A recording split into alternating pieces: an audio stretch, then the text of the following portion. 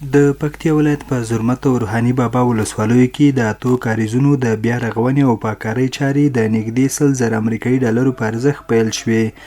د یادو پروژو په پرانیست غونډه کې د پکتیا د سیندهیزې فرعي حوزې رئیس مولوي عبدالکریم پاتې وویل چې د دغو پروژو د چارو په بشپړېدو سره به د اوبو د کچې په اندازه کې د پام وړ زیاتوالی راشي او په سلګونه جریبه ځمکه به خړوبه شي.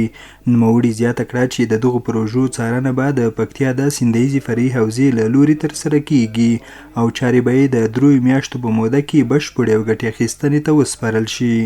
د 15,200 دغه مطلب نفره په دې کې مستفیدین وي او خړوبولو ساحه یې چې د دغو کاریزونو ساعتي کاریزونه د څومره ځمکه به خړوبوي.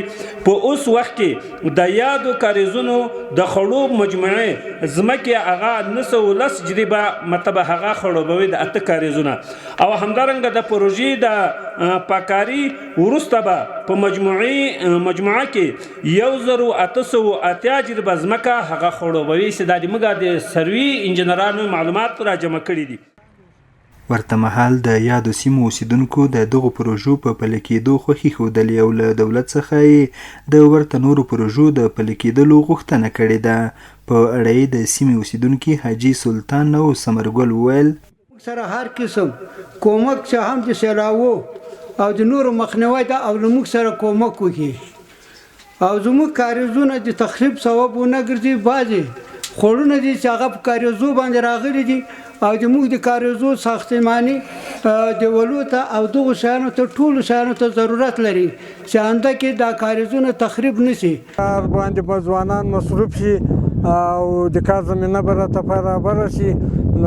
ټولو مؤسساتو له حکومته دا خواهش کوو چې موږ ته کارونه پیدا شي او دغه ځوانان هم کارو ولګي شي. زراعت دومره ورسره فایدهمند کېږي چې یو په دوه بوسي ورسره دا خلک به ډېر مشکل او له ډېره سوالګري خلاص شي. د یادولو ده چې د دغو کاریزونو په جوړېدو سره به سلګونه جریبه ځمکه خړوبه شي او هم به خلک له اوبو څخه د څښاک لپاره ګټه واخلي.